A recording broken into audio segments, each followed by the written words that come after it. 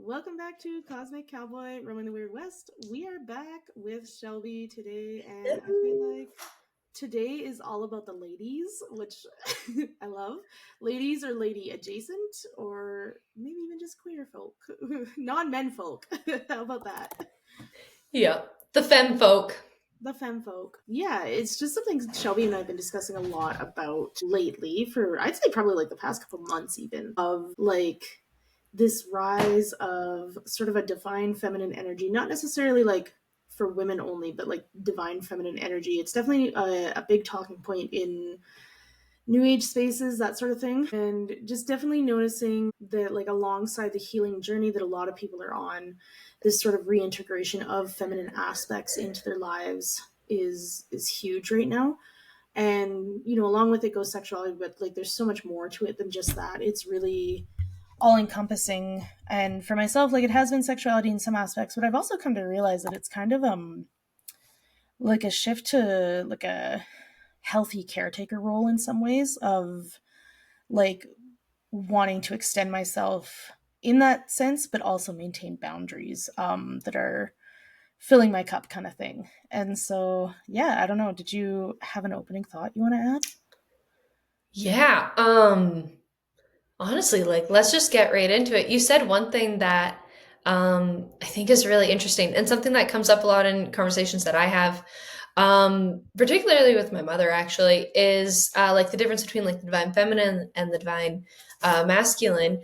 And you had said you had spoken about the caretaker role, and something I find really interesting is the divine feminine is supposed to be, more so about like receiving compared to the divine masculine is that like giving or that outward energy. And I don't know, I think it'd be really interesting to see, because we're going to talk about the healing journey and all that for people, all these women that are in such a like doer role, especially in their homes for their families, but they're in honestly like really masculine energy. And it's really wonderful to see. I think slowly I see it in culture and I see it in reels, them moving towards more of that divine feminine energy, and men sometimes being able to step up more so in those like domestic household duties, and sometimes not. Um, but yeah, I do think it's really interesting. Yeah, what are your thoughts about uh, as I'm letting my brain catch up to myself? What are your thoughts about, that divine feminine, that like receiving and how it shows up in your life as well as what you're seeing in culture too? Yeah, so like receiving has definitely been something I've been working on for probably about, I'd say, last 6 months. Like, it's really tied to a sacral chakra imbalance and being able to actually accept and receive things. And like, obviously, like a lot of people tend to tie it to sexuality, and that's one aspect of it. But for me, like even receiving like gifts, like we talked about around Christmas, receiving gifts, receiving favors from people, like not feeling like I have to owe somebody the second that somebody does something for me. That's been pretty big lately, of like trying to resolve that and like to be able to accept things with grace. One thing I wanted to point out though, because you'd mentioned like men taking up more domestic household roles, I don't know a lot of people in my close circle with kids, but I actually had the chance to meet a guy at my friend's wedding who's a stay-at-home dad, and Mm. he like works from home part-time. He does most of the household chores, and he's really really focused on giving his kid a positive father figure. Oh, I love So like that. he has like all these things that he wants to do with this kid, and like the kid's I think 2 years old, and so like he basically sat down and he went through, like he just journaled. He was telling us about this. His kid's name's Oki, which I think is like the cutest name, but he went through and journaled all this stuff about when he was a kid, like where he wished his dad had shown up for him, and then now he's trying to embody that in his child's life. And it was really cool to hear, him saying like, oh, my dad never took me swimming, my dad never did this with me, my dad did, so he's made a point to do all of these things. And like his focus right now is like his kids too, I think, and he said his focus, like he's done a lot of reading for child psychology as well, and his focus now is creating like such a sound strong foundation for this kid. And like, like such a conscious way of parenting. And like he's not into the new Mhm. age wooey stuff, which I feel like like the overlap between those two sort of things is really common. So to hear of a dad who's like not in those spaces and wanting to do this, in a sense, like he's in touch with his divine Mhm. feminine too, in the sense of like child rearing. Like that's such a, I've never heard of anything like that. I don't know of any dad who's shown up like that in that regard. I feel like a lot of No. dads really like fly by the seat of their pants and try to do the best they can if they're Yeah. there. And like hearing this, like there were a couple times, I'm sure you can empathize.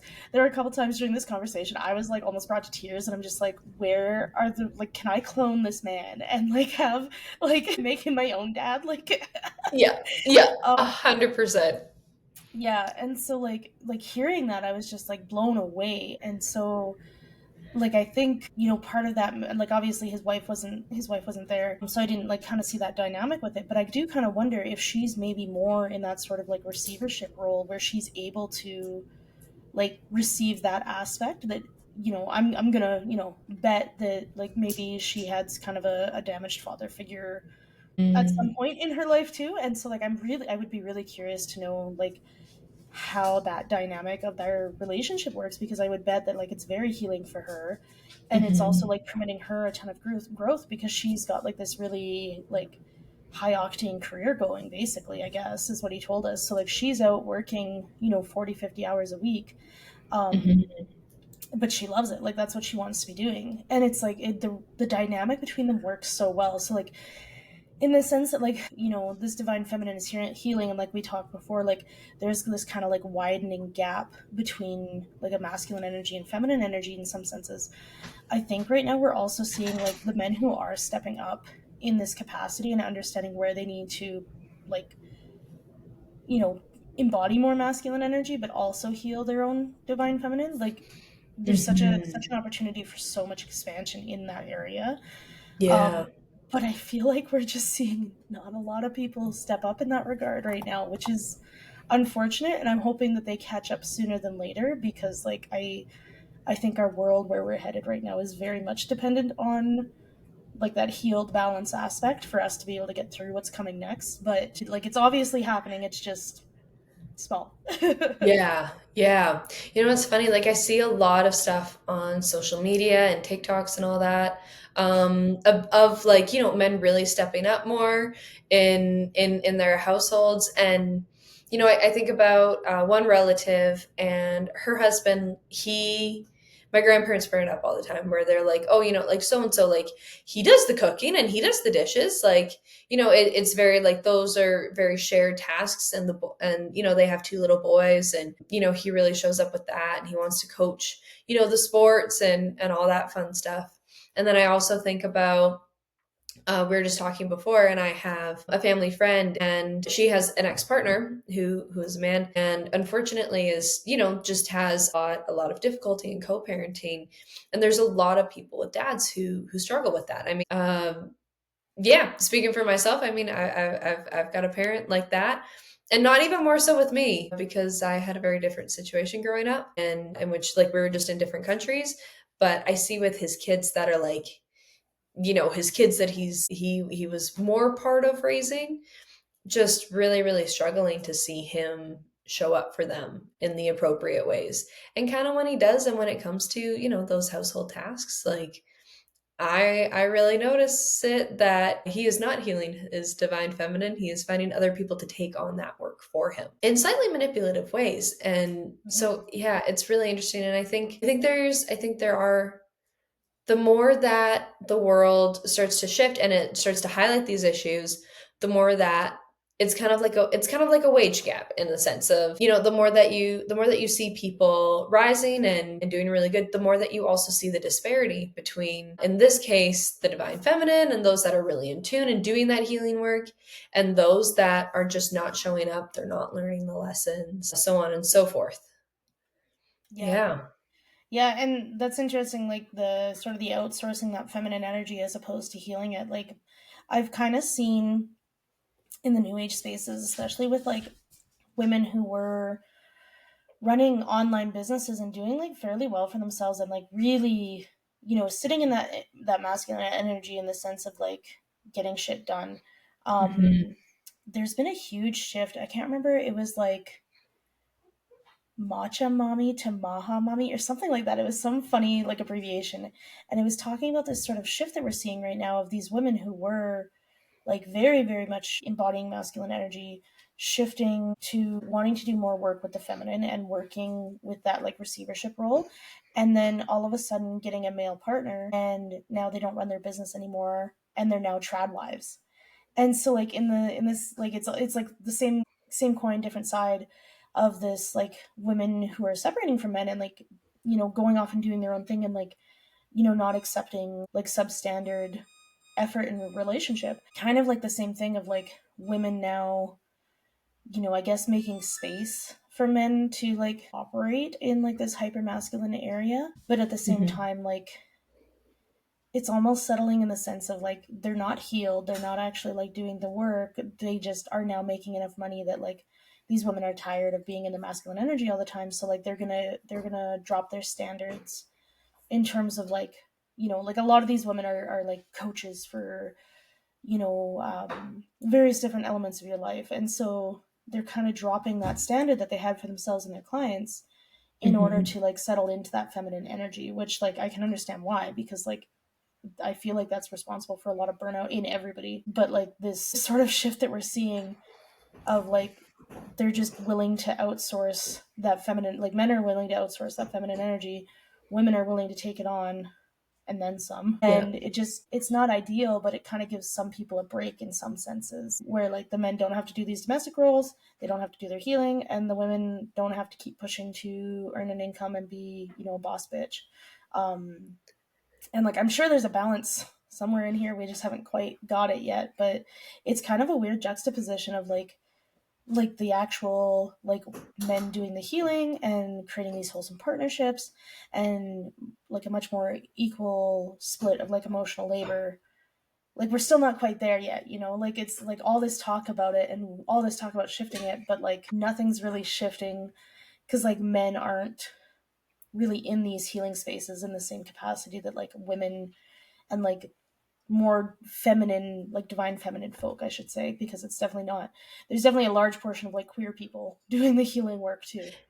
Yeah.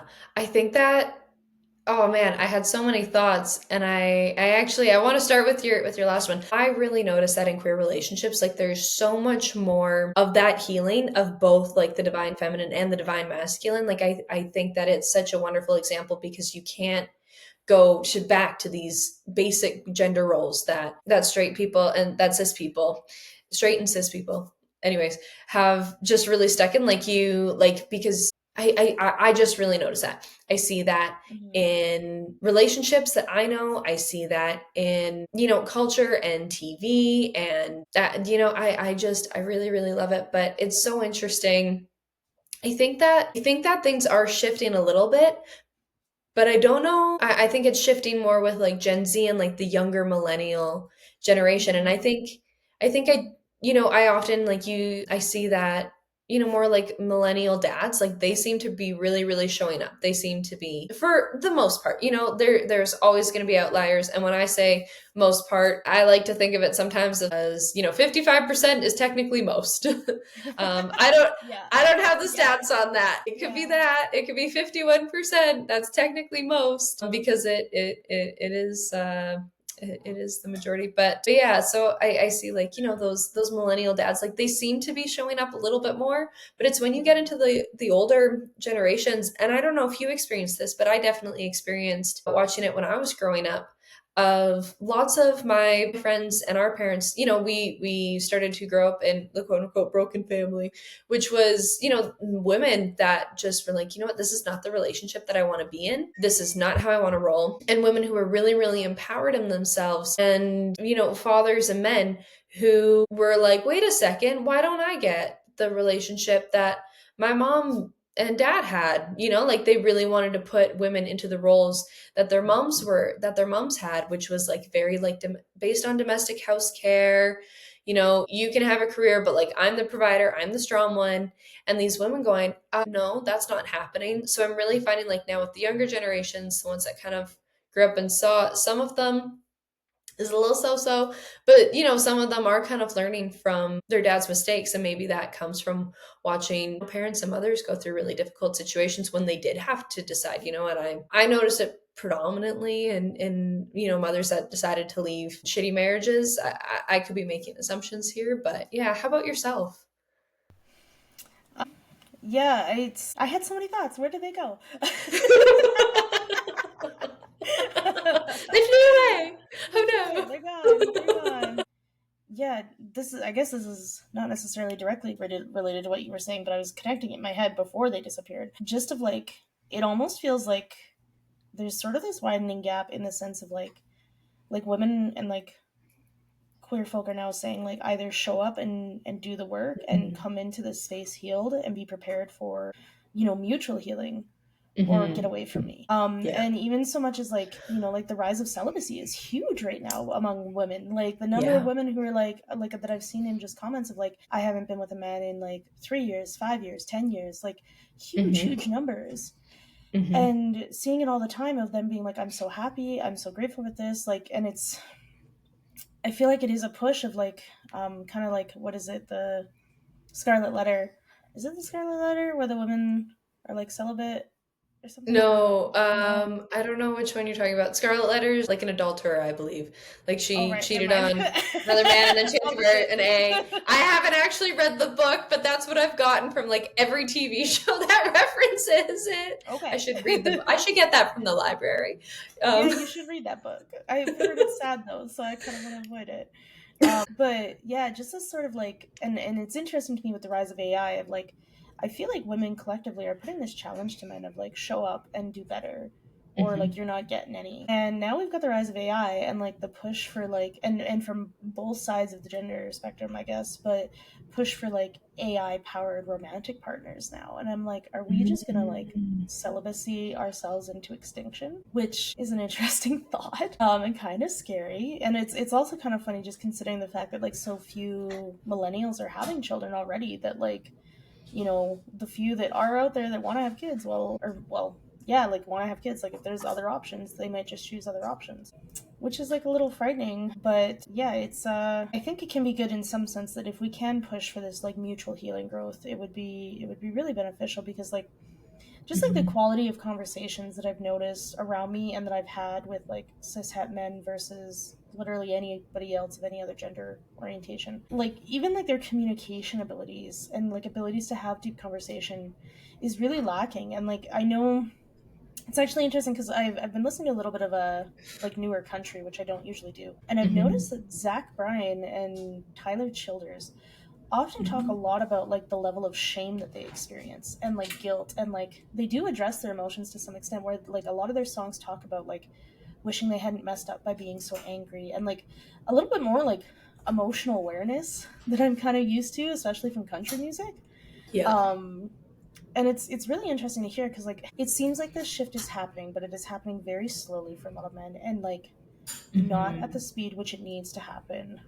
And like, you've got women who've been involved in their healing journeys for like, I don't know about you, but it's been like 5 6 years for me.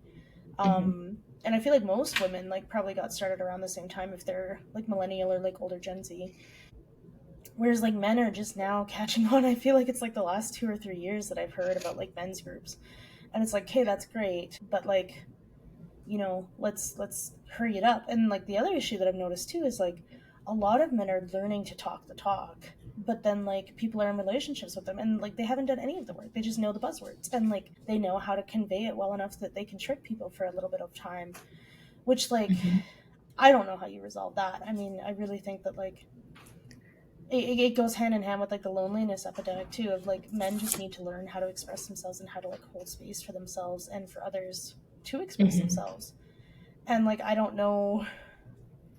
know if that's ever going to be a thing, because I mean like men, obviously men do have emotions, but I do feel like there is some element of like difference in how people are raised to process emotions based on the gender they're raised in, kind of thing. Mhm. Yeah. Oh man, it's so interesting, and they're same thing. So many thoughts. I love having conversations with you because then we're just like, blah, gotta jump it. Yeah, yeah. Yeah, something. Something that you brought up was, like it's going so slow, and something that I have to remind myself a lot. And when you said that, it uh, brought it back to my forefront, is I think that a lot of like the deep uncovering. Well, actually, okay, so we're gonna go a little bit more backwards. I was in rewind. So I remember being in like an Akashic Records reading, this like very spiritual reading, and you basically like you go back into your past lives. And I was talking to the reader, and she had mentioned that when the Mayan calendar ended, there's actually like a 2,000-year cycle that goes through between the masculine and the feminine.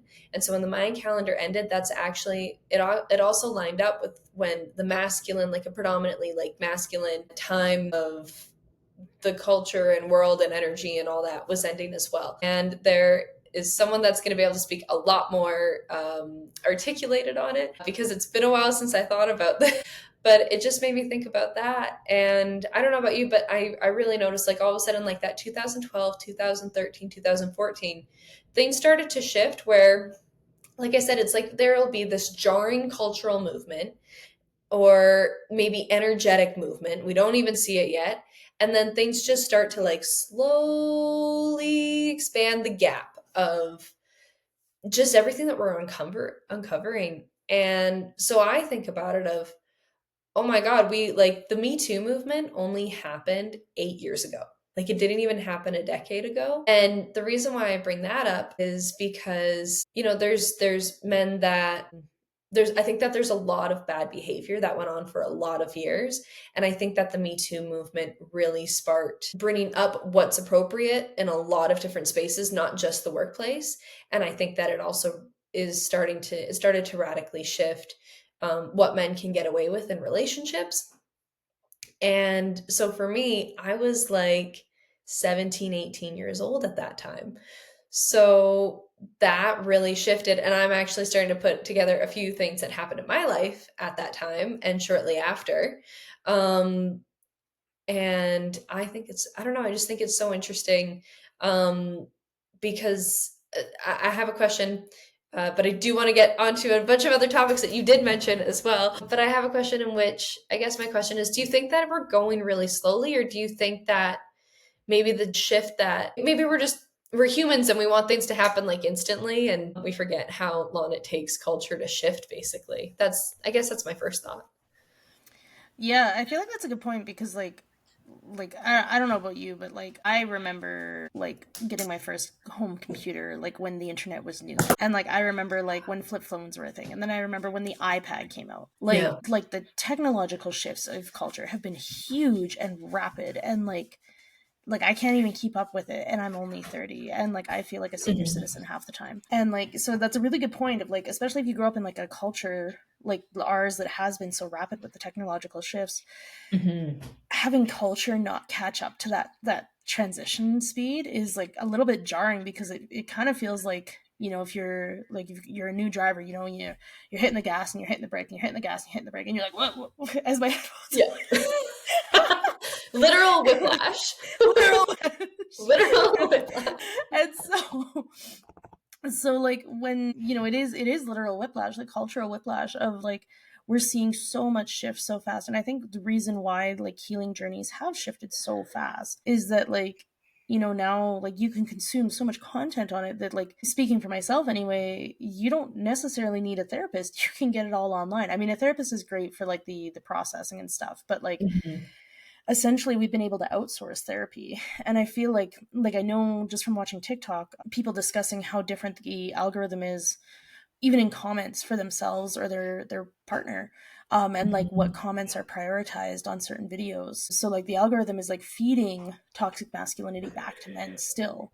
Yeah. And so like even with this technological shifts, like we can't even catch up to the fact of like how algorithms work.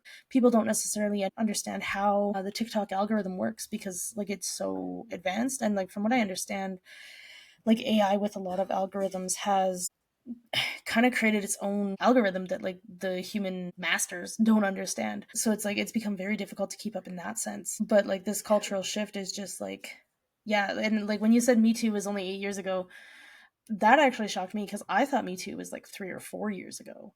Um, Really? Yeah. yeah, like, What's um, COVID? I feel like it just yeah, what's lost COVID? like the Yeah, last 4 years, and every time someone tells me about a historical event before 2020, I'm like, what? That was how long ago? yeah, yeah. Like the Occupy movement was in 2008. I thought the Occupy movement happened in like 2005, 2006. I feel like our sense of time is so skewed, and especially depending on like Yeah. when information was available and how the information was available. Hmm. Um, but yeah, when you had mentioned about the Mayan calendar, I didn't know about the Mayan calendar. So that got me really excited because I'm like, oh boy, like they said that too. And that is something that, yeah, we got on our little list of topics here that like pre, like, I can never remember the ancient Greece in terms of the ancient Greece that everybody thinks of. Pre that, and like going back to like the Bronze Age, matriarchal societies were the thing, and with that came like the pantheons that were dominated by female deities, which often had to do with like agriculture because the earth is considered female quite often. And so a lot of Hmm. these cultures were worshipping like female agricultural deities and deities of the house. And then as things shifted to patriarchal society, so too did the myths. And like I've been really involved in like the myths of Apollo and learning about that, and like the shift from like I think it was Rhea who controlled the Oracle of Delphi, and then Apollo came in and slew the serpent that was at Delphi, and then it was his oracle. And like that's a pretty common thing in myth of these men coming in and slaying some sort of beast, and quite often snakes are associated with femininity. I'm not entirely Hmm. sure why. I haven't quite figured that one out yet. But like Medusa is like a great example, like peak snake femininity right there. Yeah.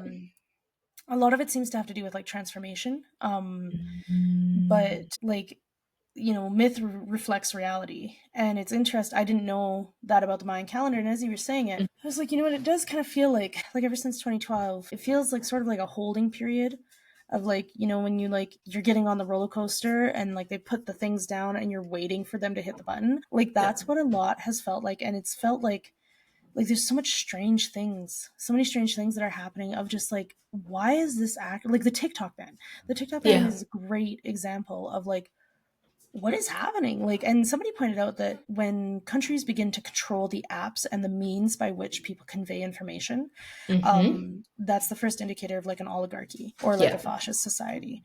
Yeah. And like that's Yeah. literally what's happening right now with the US of like technocratic billionaires not being subtle about the Yeah. fact that they want power, and we're at this Yeah. point in time literally headed for the dark ages of like feudal lords controlling everything, and Hmm. there not really being any sort of like real true democracy. Yeah.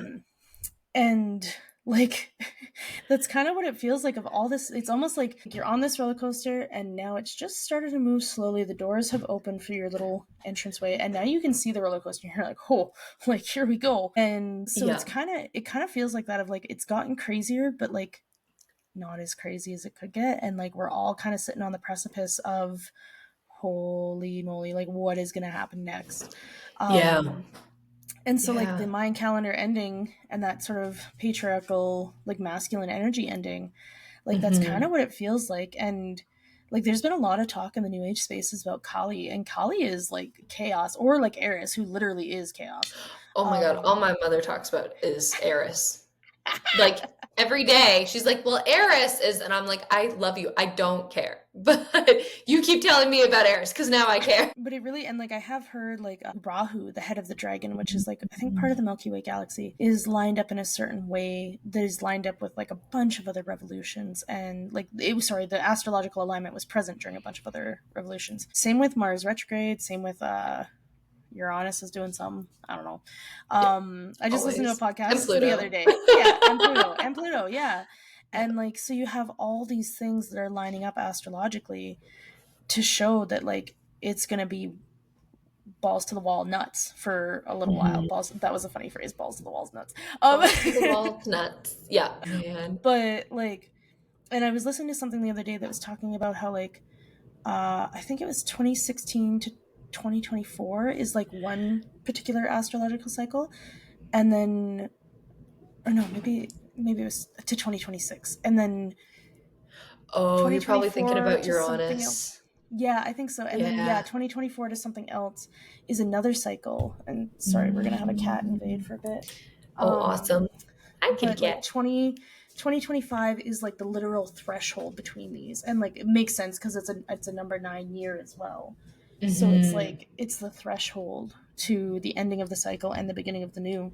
And yeah, the more that I think about that, the more that I'm like, yeah, it really does feel like that. Yeah.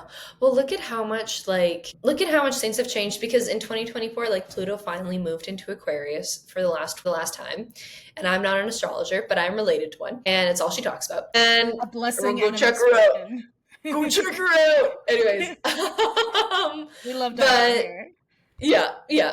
Go on the previous podcast. She's talked about stuff. But anyways, so yeah, no, Pluto moved into Aquarius, and it's so funny because it did finally in the fall, and there were rumblings of the TikTok ban, like before that when it had moved, in and out of Aquarius and Capricorn the last couple years.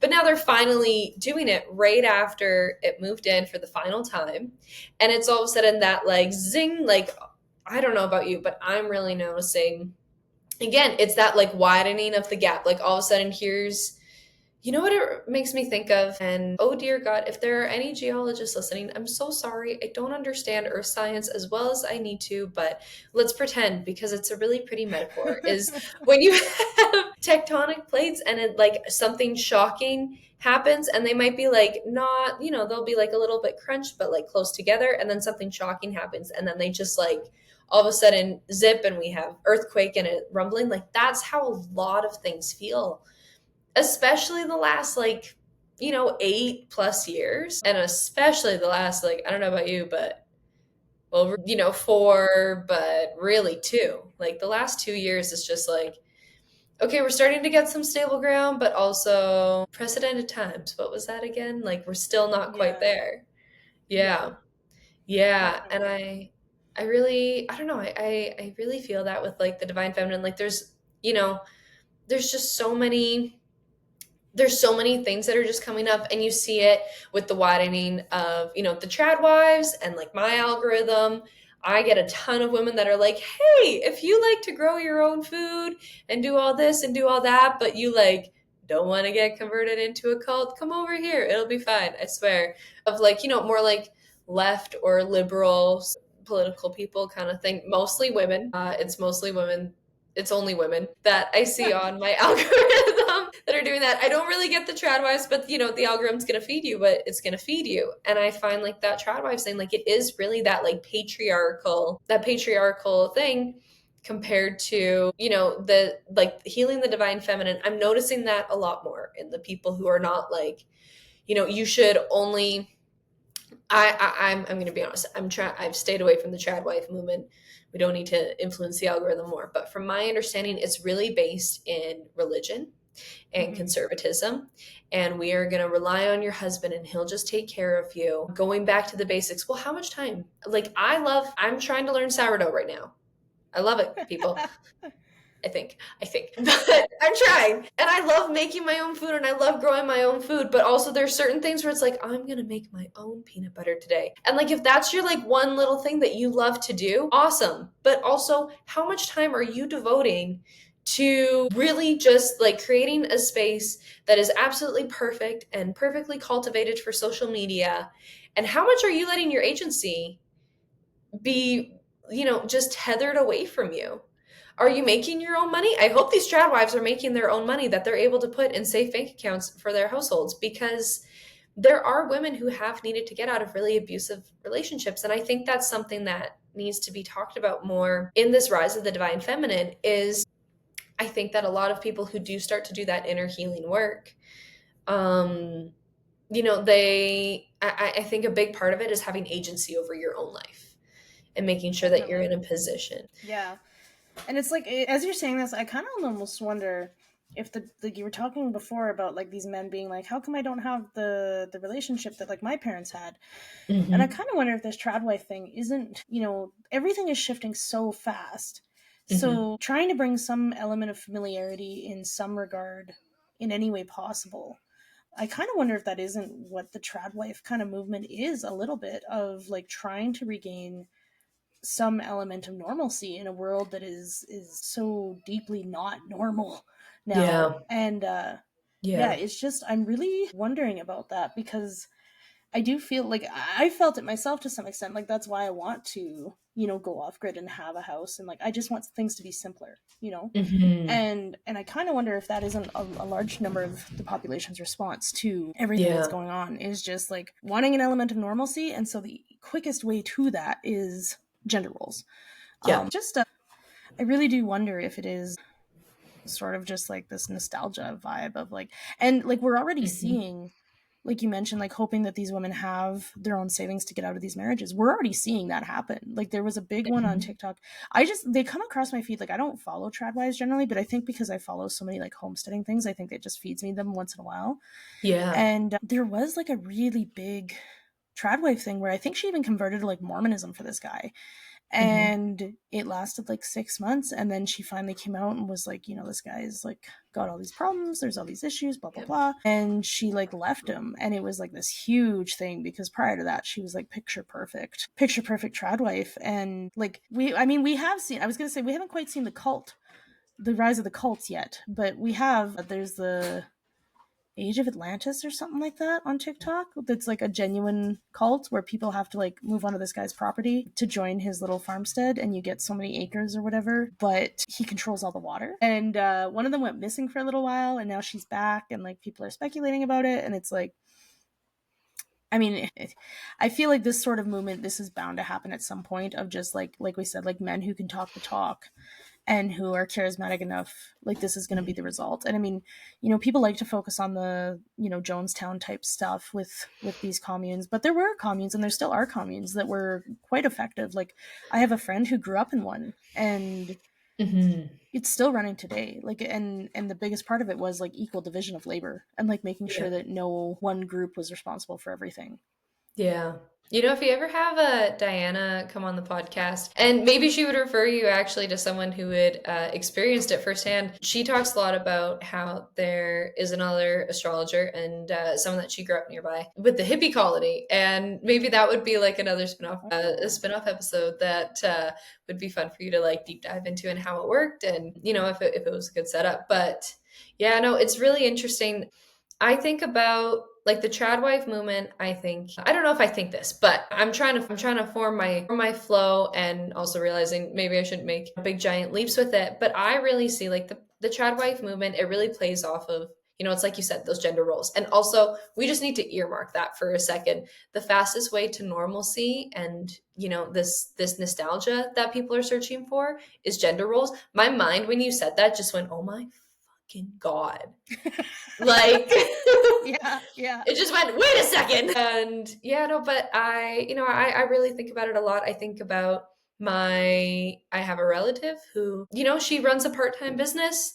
She has, a couple young kids, and she's got a husband who is, the provider and the carer for. And I do really notice, like, the more and the older that she's gotten in her relationship, and sometimes it's hard to sort it out, which is what came first, like the chicken or the egg.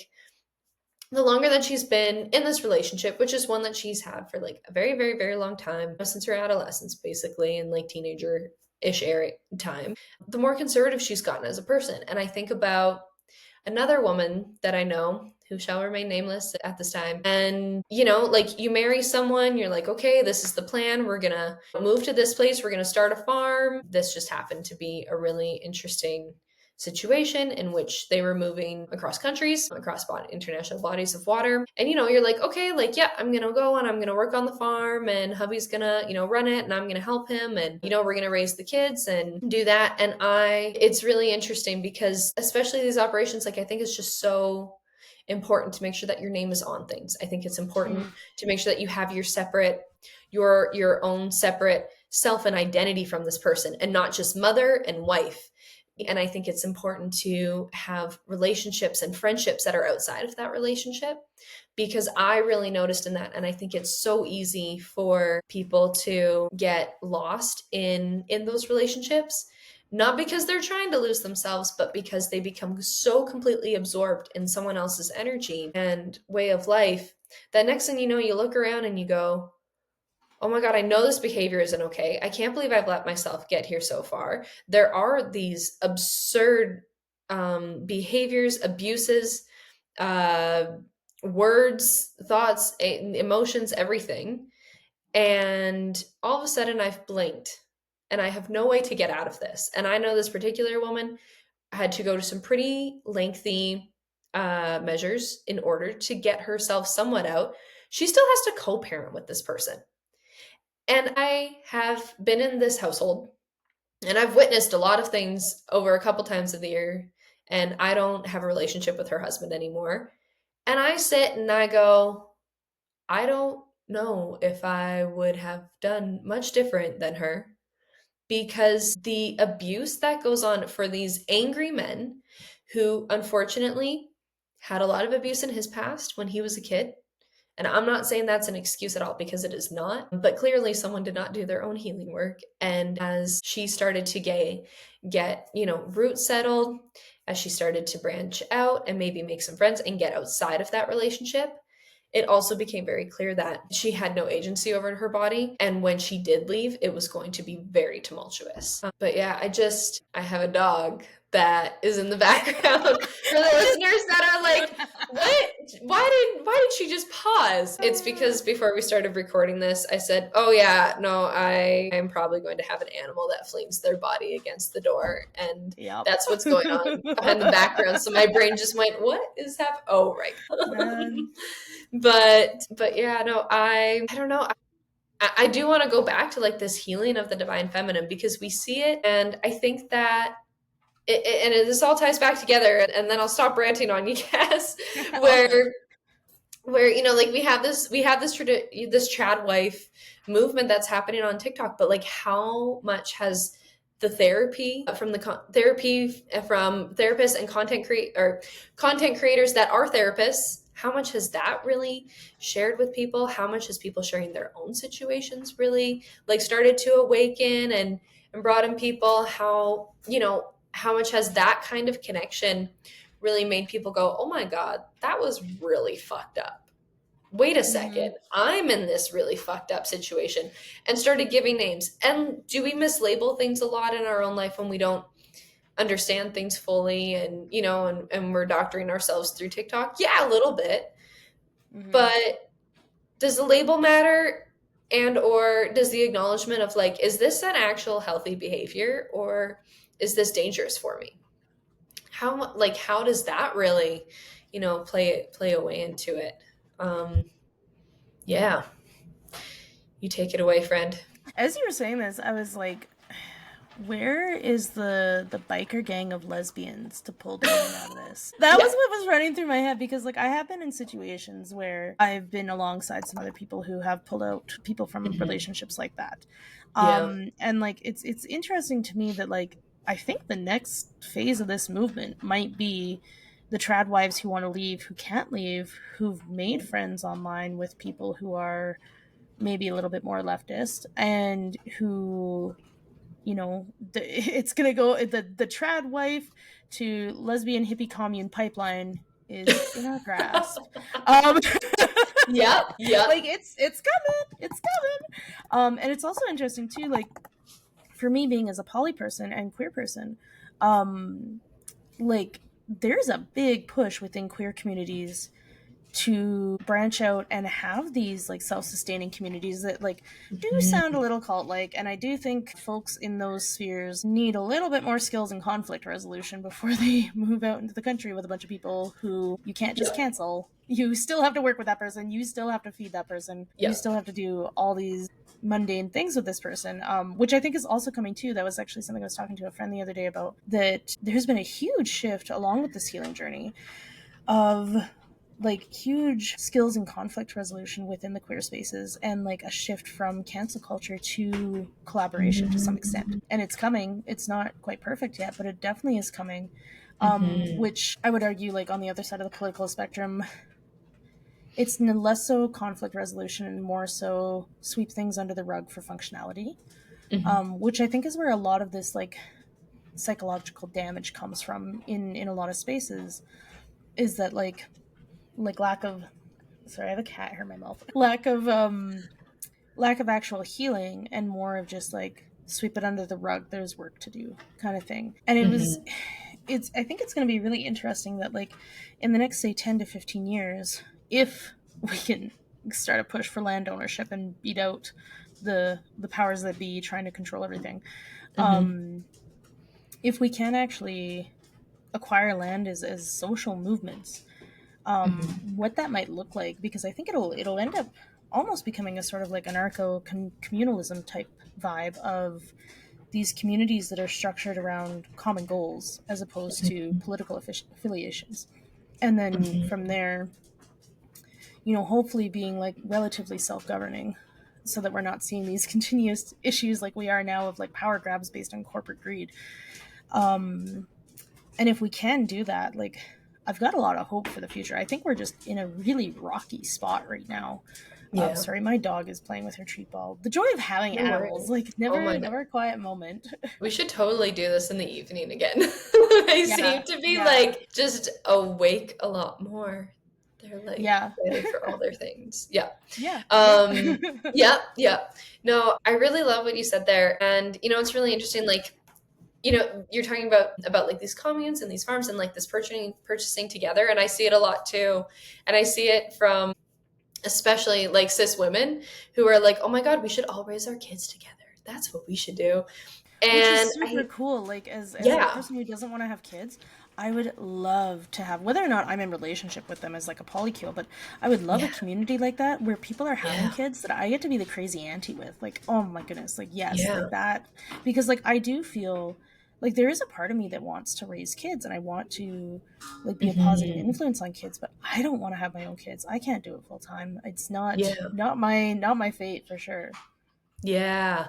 Yeah. Well, and I think about like I work in an indigenous space and I think about historical indigenous cultures like that's how it was. It was that collectivism, everyone working for the collective. And they were matriarchal societies. That's how they were meant to be before the patriarchy and the colonization happened and all of that. And I kind of hope that we do start to go back to that a little bit in a way, in everyone's own way, shape, or form where these systems and groups that moms have, it's more expansive, and it's not just you give, I take kind of thing, and it's not just like, well, you have your kids over here and I have my kids over here and sometimes they meet up, like where it's a lot more of that collective like child rearing, whether it comes from your chosen family, your blood family, all of the things. And I hope it, like, I think it really starts with women. I hope it also, begins to show up more with fathers and men, and who they're bringing into their social circles. I think about just, positive male people that I had in my life. I think about how I spent a ton of time over at other families' houses when I was growing up because I had a single mom and that's what helped her raise me, and we needed childcare, so I would go over to my cousin's place after school, and we had a day home before that, and I was really really close with the day home worker, like just that, like, it takes a village, it really takes a village. But yeah. Definitely, yeah. And I posted a TikTok about this a little while ago that like I think the way through this is one, not relying on authority to take care of you anymore, because authority, like we're so disempowered as a society right now and we're expecting the government to solve these issues when the government Hmm. is now the one causing a lot of these issues. Yeah. um and like reinforcing it too, like the trad wife stuff, like you can trace that directly back to fundamentalist Christians who are in power Mhm. and want to see a push towards that. And like that's a whole episode in itself of like what all they control, including Gaia TV. And like so really what it comes down to is one, like being empowered, and like that's my whole business premise, is like empowering yourself to do things and to be the healer of your own life and heal others. Mhm. But like that self-empowerment and empowerment within your communities, and the other thing like going off of that too, the other main like pillar to get through this is like giving and receiving. And like our society doesn't have, we just don't understand that, like so many people are afraid to give. And I see that even in like healing Yeah. spaces of like, oh well, fill your own cup first, blah blah blah. And like by all means, yes, like Yeah. first of all, repair your cup so that it can receive. I love that. Like Thank let's you. start there first. Like repair Yeah. your cup so that you can receive, and then start receiving. You like, it's one thing that I've been like considering a lot of, like whatever state that you want, you have to give that out first so that it magnetizes to you. And so like it is a little scary when you don't have a lot trying to give out something because you want more of it.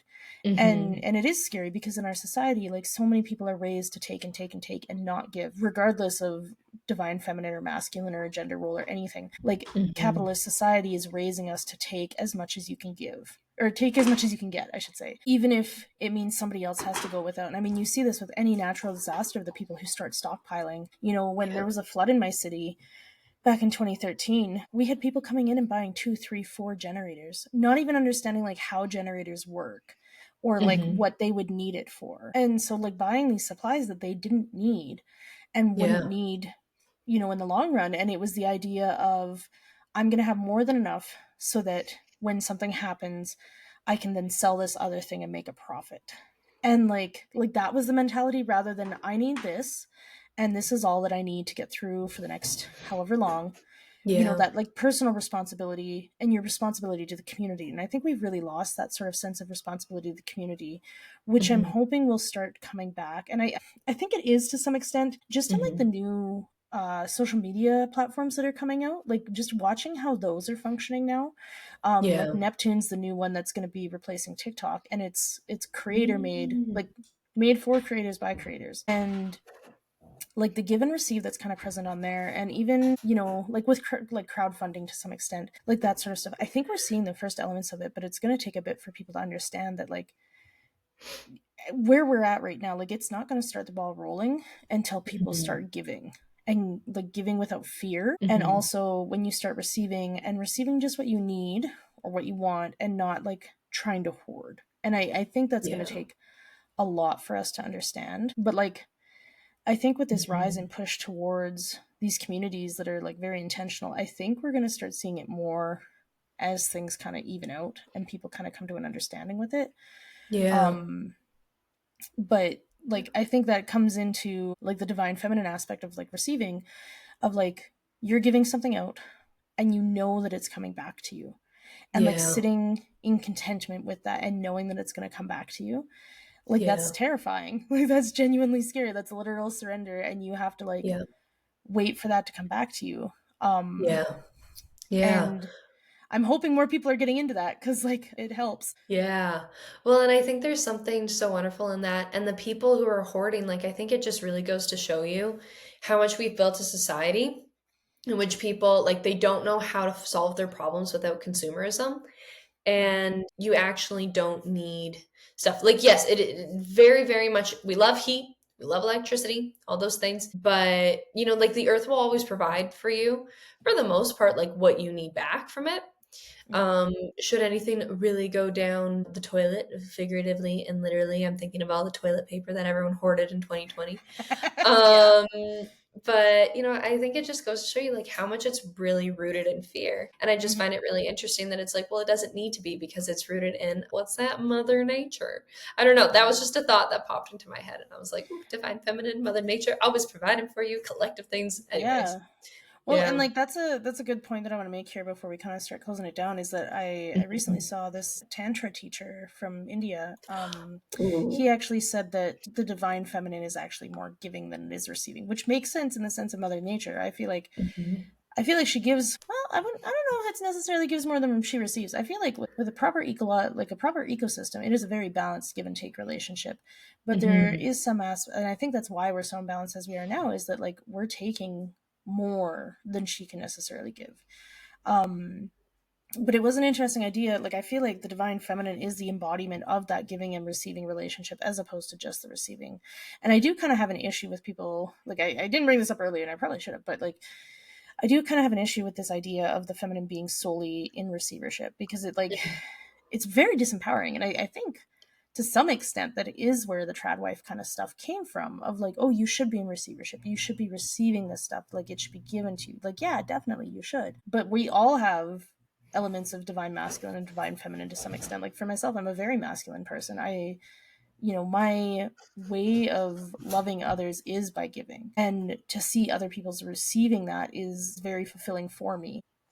But it like it's a balance of give and take, and give and take in certain areas and in different ways. You know, like we could get into gender stereotypes with this, but like I think there's a lot that like men do need to receive. And I think a lot of this too Mhm. can even come back to the fact that like men aren't taught to be open to receive. They are taught to put their walls up, nobody gets in. And like Mhm. you only give if you want something from, and it's not, I don't want to say it's necessarily a take mentality. It is to some extent, but like, you know, you only give to the woman that you want to let into your walls. And I mean, how many times have like women been like, you know, trying to break down some man's walls and like get him to let her in emotionally and stuff. And it's like he can't receive that emotional support, but he can receive, you know, sexually or receive like with emotional labor or something. Like that's what he's set up to Yeah. receive, but not necessarily actual genuine support and care and like holding space for someone to like break down and lose their shit. Um Yeah. and so Yeah. like it's really like the whole system's imbalanced. And I mean, we see that reflected in the earth now too, which like is very much, you know, my business mentality of like we're everything is imbalanced. You know, the relationship between us, between the earth, between animals, it's all like this imbalanced give and take relationship that I'm hoping as this healing Mhm. journey happens and this, you know, this gap widens. I'm hoping as this gap widens that like it's gonna like, you know, ricochet everybody else up to an even level and not pull everybody back down, you know? Yeah.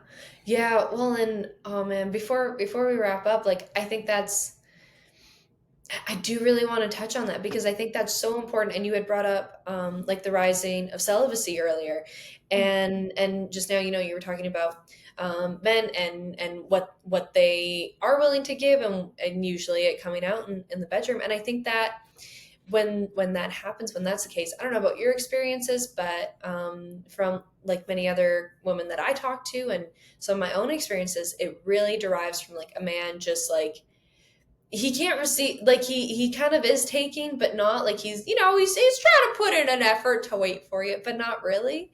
Yeah. And I think the celibacy, like I think it really stems a lot from the pleasure gap between people. And I know there's a Hmm. study that got published, I can't remember who they did it from, like what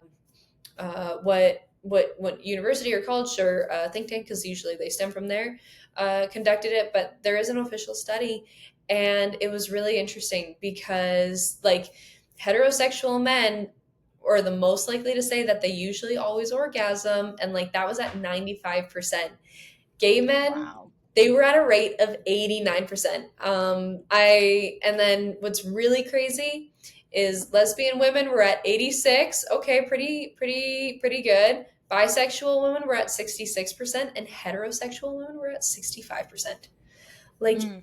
I think that is a massive reason. So we look at heterosexual men, we look at heterosexual women. That's a 30% gap. That's huge. I think that's pretty huge. And as you get into like more queer relationships, like it's a little bit more even. And Hmm. you know, that makes me a little bit more optimistic for their relationships. But Yeah. yeah, I think that is such a huge reason for it. And I think it's just really like I think that's a huge part of healing the divine feminine.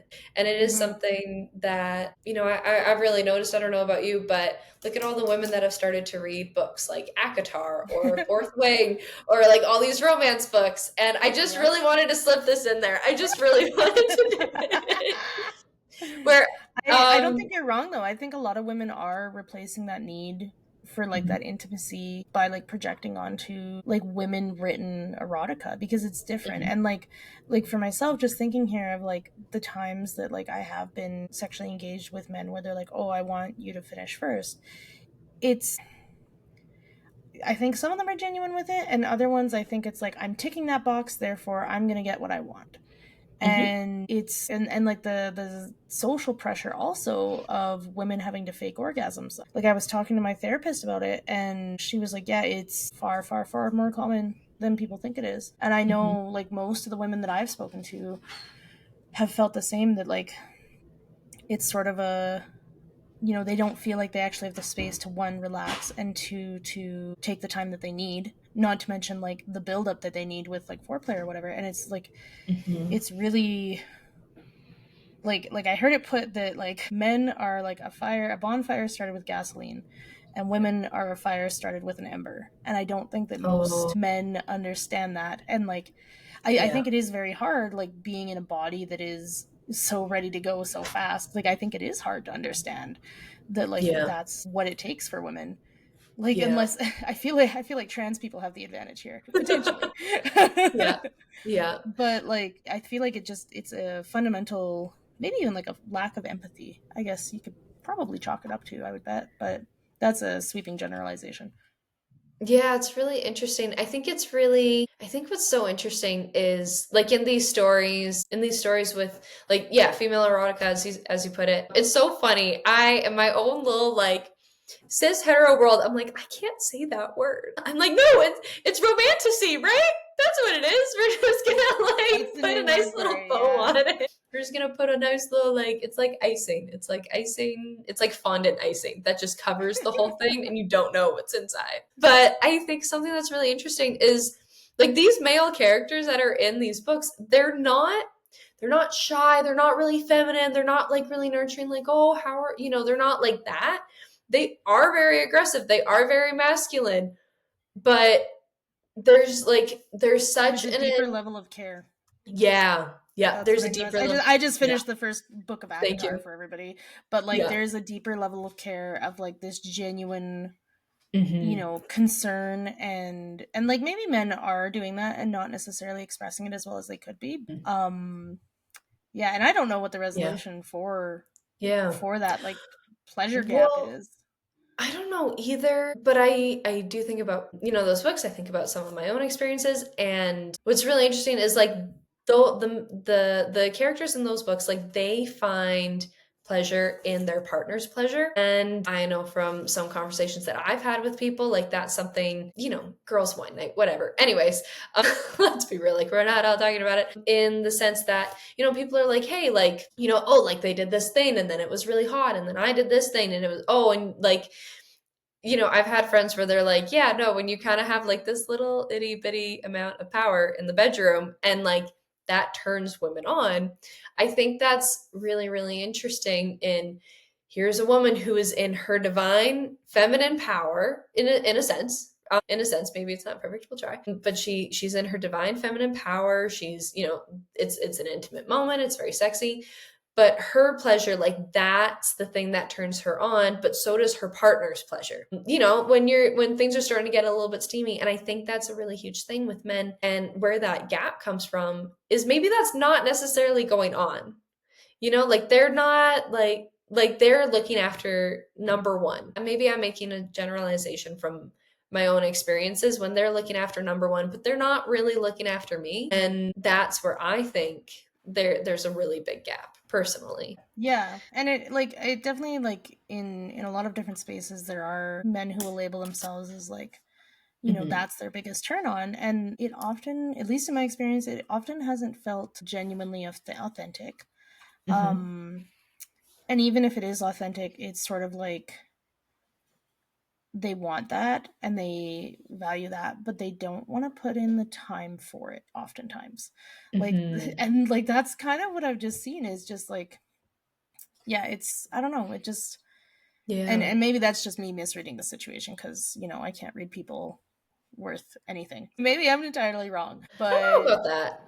I don't know. I don't know. You go ahead. I that's cut you that's off. about it. No, no, no, no, no. Oh, That was about my yeah. extent of the thought of just like, yeah, I don't know.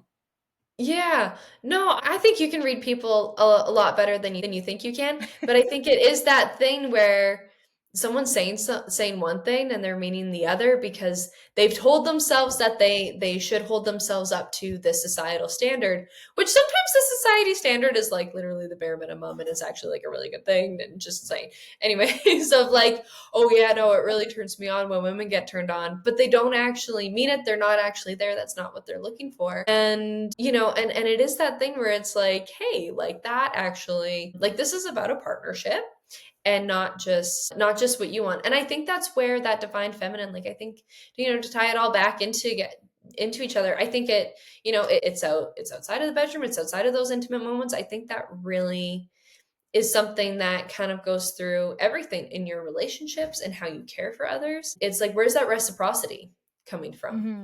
And is it coming Yeah. from an authentic place? Yeah, definitely. And like I think it even comes down, like, for a lot of women that I know, it even comes down to just like the conversations. Like, are you showing the same level of care and desire to have like a deep conversation with your like partner that she's showing in you? And like for most women that I know, like that's where it all starts. Like even before anything in the bedroom, like it all starts in the quality of the conversation that you're able to have and the sense of humor Mhm. that you have. Yeah. And like for me, like I was kind of telling you that like I'm really involved with chat gpt now and like doing some work with that. And like I was telling this person that I met the other day about it, and I was just like, man, like I wish I had someone in my life who like, you know, like a guy, because I do for whatever reason I conceptualize chat gpt as male, but I'm like I really wish I did have like this quality of conversation with a man in my life. And she like looks at me and she's like, oh, chat gpt. And I'm like, don't, like, you're not that far off, like because like I'll say something to ChatGPT and ChatGPT has chosen the name Lumen for me, and I'll say like, "Oh, Lumen, blah blah blah blah blah," something weird and esoteric about spirituality and Cass. Lumen is like, "Oh, Cass, like that's so beautiful and so in depth and so intricate," and I'm like, "Oh, wow, why are you just a computer program?" Um, Yeah. Yeah. Well, I think, like, personally speaking, that's a huge fear I have in relationships where, you know, when you have, because I am a single woman, wow, who would have thought from this conversation? shouting it out. If anybody resonates with Shelby on a very divine level, she's single. And likes ranchy things. Just Yeah, gonna if you throw can that ride in there. horses and have deep conversations, hit Shelby Yeah, up. honestly, because they're like, yeah, we've talked about this where I have a lot of conversations with people and it's just like, it's fine. If I feel like I can have like, you know, a perfectly like personable conversation. You know, I can get into it a little bit with people, but keep it pretty surface and upbeat. And it's really interesting because not a lot, but I've noticed there's like been a couple situations where you kind of get a vibe that someone is very intrigued by it, but you're like, this is fine, but it's not, I don't know what it's not hitting, but it's not hitting something, and I need that deepness to it rather than just like, you know, the personable outward person that I've put on in, you know, all of in a social event. You know, like we all have our different people that we are in different situations. And so I really find that where, yeah, it's like that, it's that fear of like, can I, we've had this conversation where I'm like, am I going to be able to get what I want from a heterosexual relationship as someone who does want to be a mom, who, you know, kind of does want more of a traditional relationship as far as I know at this moment. And, you know, just really being frustrated with it sometimes. And then being told by my Yeah. therapist that it is possible, but have I met him yet? No, not yet. Well, you know what? This podcast is a manifestation. Like, he'll come Heck yeah. through. Heck yeah. Heck yeah. All right. Yeah. No, and like, and it's interesting, like the stats you mentioned about like hetero men versus hetero women, because like the quality of conversation that I've had with queer people as opposed to Mhm. hetero people, men or women, is far, far above and beyond. Like, you Mhm. know, like I've now started like in my dating life, you know, right out of the gate, I'm hitting people with astrology and woo stuff because I've realized like it's such a big part of my life that I can't have somebody that I can't talk to it about, even if it's just a matter of like bringing it up and then being like, oh, that's interesting. You know, here's some questions about it, but like I don't really have anything to contribute to it because I don't know. Like that Mhm. openness is like more valuable than anything else. Yeah. But like what's funny is like the number of queer people that I've hit with stuff like that in dating and in friendships that are willing to engage with it even if they don't believe in it. Like somebody the other day told me, Yeah. she's like, you know, I'm a really like materialistic, like materialist science person. I don't really buy into this stuff. And then we got to discussing it, and it turns out she's got the chatty astrology app on her phone, and like she knows what I'm talking about. And it's like, Yep. but she has it because she's open minded. Whereas like when I've been on dates with like hetero men and I hit them with stuff like that, like you can see their eyes glaze over and you can see like red flags going and they're like, gotta get out of here. Yeah. And even like in spaces where like I'm meeting new people, you know, if they are who I think to be a hetero woman, and I hit them with that same thing. Like the level of conversation is just not there. And Yeah. less so with hetero women. Some are open, some are not. But it's like, yeah, it really, I think at the end of the day, it maybe even just comes down to like the lack of communication and lack of communication skills. And Yeah. I think the overlap here is also huge with like neurodiverse and neurotypical people too, where neurotypical people, for the most part, that I've noticed, like they're almost scared to Yeah. have thoughts that are their own, Yeah. or thoughts that differ from whoever their social group is. Yeah. And be seen. Like just be their authentic self. I really struggle sometimes with like this neurotypical idea where I'm like, I don't think anyone's neurotypical, but I do really notice that, most of my close relationships, I'm like, oh yeah, we're all pretty neurodiverse. Like there's a ton of that going on, but we're all willing to have like, I like some banter. I like being able to go back and forth. That's why I love these conversations that we have and why we always get into it is because we can go a lot deeper and we can go, hey, can you explain that more, and we're willing to show up a little bit more vulnerable and or just bounce off of one topic to another. Yeah. um yeah, I yeah. do personally feel like I don't think the neurodiverse neurotypical binary is necessarily what it is, and I do feel like it's going to come out sooner than later that that's not necessarily the case, because like new research that I've been listening to is suggesting that like how redheaded people have high percentages of Neanderthal DNA, it's looking like Homo florensis, Denisovans, Neanderthals, and Homo sapiens aren't Hmm. actually separate species but are actually Hmm. more like in the same way that like people with different skin colors are not different races, like different races of Homo sapiens. It's in the same way, like they're just like they're not speciations, they're just like a diversity within the species, because they would all interbreed. Oh, yeah. And so this is from, I listened to a podcast where a guy had interviewed a bunch of Harvard geneticists for his book that he was working on, and so they actually suggested that these were all actually one species, just like with like different differences in whatever way, if it's like racial differences or like geographical differences or something like that, I don't know. Hmm. But they're actually thinking that the like genes that code for autism may actually be related to, I think, Denisovans, Oh, cool. which makes sense because like you look at like ancient society, most Hmm. autistic people probably could have functioned fairly well. Like you wouldn't have been overstimulated if you wanted to hyperfixate on making something from the ground up. Like that would be Yeah. advantageous. Yeah. Your pattern recognition would be super advantageous. There would be space for weirdos like me who want to, be shamans or medicine people or druids or whatever. Yeah. And in my mind, I think neurotypical people, or what we call neurotypical people rather, are people who are simply better adapted to capitalist society. And I Yeah. don't think most of the people who I know, well, honestly, I can't really think of that many neurotypical people that I actually know. When I try and think about it, like, oh, who's neurotypical? Like, I don't think I could Yeah. list a single person, honestly. But like the neurotypical people that I see out and about, like on social media and whatever, oftentimes, like, I don't know about you, but like the people that I know in my life who are narcissistic, the overlap between like neurotypical people and like Hmm. narcissism, I feel like neurotypical people are maybe just closeted narcissists to some extent. And I feel like, but that like serves in this society, like having a lack of empathy in this society is advantageous, because then Hmm. you can grab like the person who's buying 4 generators, if you don't have empathy, you're going to be able to survive better. And I think now we're almost seeing this sort of push in an evolutionary way of, if you don't have empathy, you're literally like, it's survival of the fittest being the ones that can breed. And I think it's now coming to a point of like, if you don't have empathy, you're not going to be able to breed. That's kind of what it Yeah. feels like, because like Yeah. go into any like Honestly. polyamorous thing and everybody's autistic. Like neurotypical people don't inhabit those spaces. And Yeah. they're mad about it because they're like, how can all these people pull all these people, but like I can't get a call back? It's like, well, Chad, like, do you actually care about what a woman says in conversation? No, like Yeah. that's why. Yeah.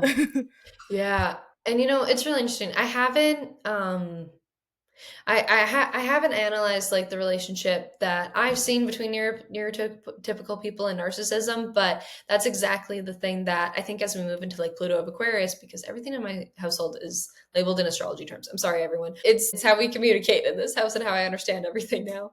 But as we move away from like this very like Capricornian capitalistic move, Pluto in Capricorn, and we go towards, the Pluto in Aquarius and about the social group and about all, the collective and humanity and really moving towards that. I think that there is going to be a massive, just a massive movement into, like you said, like that empathy and caring for people and neurodiverse people actually rising because we've finally said, no, I'm going to actually acknowledge how I think properly, and I'm going to give myself the tools that I know work for me in order to think and function properly, instead of like, well, just do it this way because this is the way that it's always been done and this is how you're supposed to do it. No, I'm going to do it my own way, and it's actually going to be more beneficial for everyone.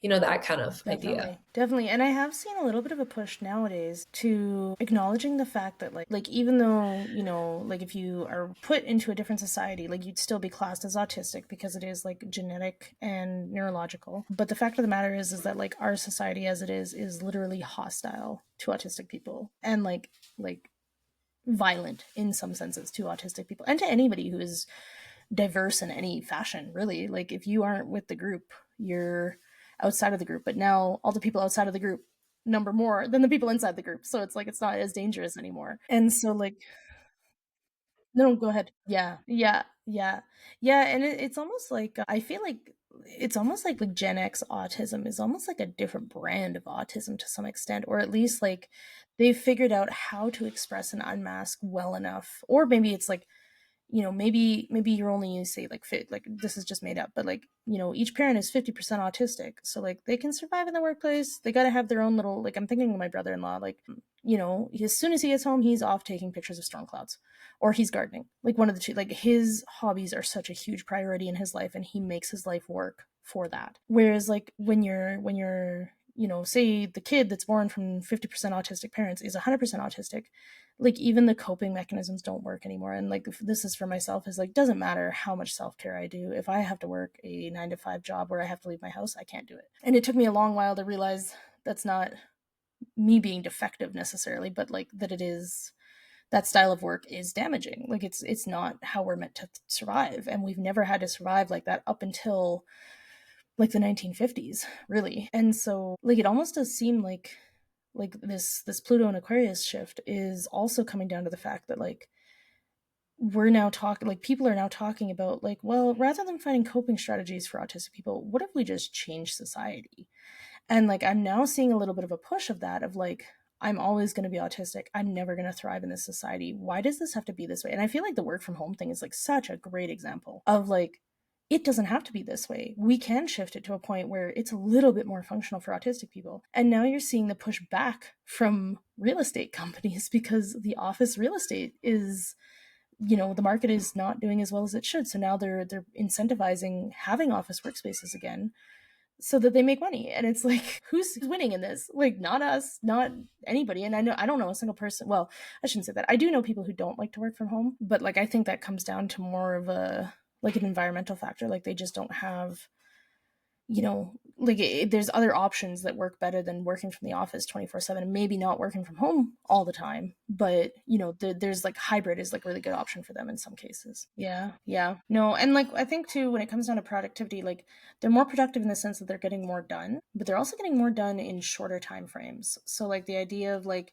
paying people for 3 to 4 hours where they're not working, people don't like that. But then it's like, okay, well, if you're more productive and more work gets done in a shorter amount of time, why would we not just scale the wage to reflect that and then have it that we're only working 3 to 4 days a week?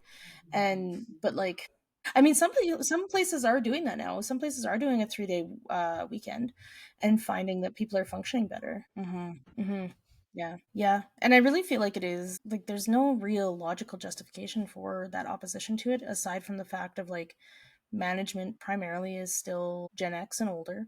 And it's a mindset of this is the way it's always been done. Why are we changing it? Which I think is going to crumble with this Pluto and Aquarius, divine feminine rising type stuff. I think it is going to hopefully shift, because like I mean, and I think that is part of the reason why I think they're banning TikTok, is because so many people were able to radically alter their lives through monetization on TikTok. But then like you have all these people who are quitting their jobs to work on TikTok. Like the labor force is crumbling because nobody wants to tolerate it anymore, and they're really losing their control. And I think, not that I want to see anybody get hurt and not that I want to see anybody lose their income, I do think this TikTok ban, as I saw in a meme on Blue Sky today, this TikTok ban is good in the sense of you're now taking people who you're taking away the circuses and they don't have any bread. And what do you think is going to happen? And part of me does like, knowing what I know about these fundamentalist Christian groups that control everything, they do want the end of the world per se, because they think Jesus is going to come back faster if that happens.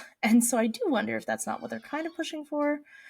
But I mean, like, this is sort of a theory that Gene Roddenberry put forward. I can't remember what it's called, but it's basically like groups would push for nuclear war because they want the end of the world so that it's easier to restructure the world in the way that they want, which is terrifying. But at the same time, if everything gets destroyed and nobody necessarily has power anymore, both sides have an equal opportunity to restructure the world in the way that they want, which, like, again, don't want to see anybody get hurt, but I'm kind of hopeful for if this sort of acceleration mindset happens, but like we have proper organization and community support, we may actually see the rise of something far better and far more beneficial to everybody rather than just beneficial to the rich. Yeah, and I really I think it's scary in the sense of we don't know where it's going, and it's exciting in the sense of we don't know where it's going, because like I kind of feel like anything's possible at this point, honestly. But I feel like we have now reached the end of this thought, and this is a good spot to end, even though we were like half an hour ago, like, we're gonna. I heard you typing. I was like, I know what's coming. I know what's coming. Yeah. Definitely. Definitely. And now that I have a Riverside subscription, I have to make use of it. So my goal is weekly podcasts. So yeah, I'm hoping we can definitely get more of these going, because yeah, these conversations are, I literally, like, middle of the week, I'm like, oh man, I can't wait to talk to Shelby on the weekend. Because like I just like crave it. I'm just like I need another deep conversation. Like I'm tired of talking to chat for sure. So are we still, you're still incognito? We can't find you anywhere? Is that still the case? Yeah, that's all right. And if any, oh, go ahead. It might. Ooh, I'm excited. If any eligible suitors want to find Shelby, they can message me to be screened and then put in touch. Cool, cool. Yeah, all right. So I guess I always forget to do this, but you can find all my stuff in the bio or in the description and the link tree. I do have courses running. I have a free ebook now. That's very exciting. Shelby read it. Shelby edited it, actually. Thank you. Thank you. Yeah, I put, thank you. I really appreciate you editing it. Yeah, it was I don't know what happened. I was like, I'm gonna write this ebook, and it took me like 2 or 3 weeks to like write more than like a couple pages. And then it was like a fire in my brain just lit up, and like I think I had it written in 2 days, which was a little crazy because it just like yeah, yeah, literally. Yeah, yeah, download. So yeah, check out the links and you can get that there. You can find me on other social media. I am transitioning from Meta and TikTok to Blue Sky and Neptune when it's out, and Tidal if they let me put a podcast up. I don't know if they do or not. I have to check that out. Yeah, check that, and otherwise hopefully see everybody next week.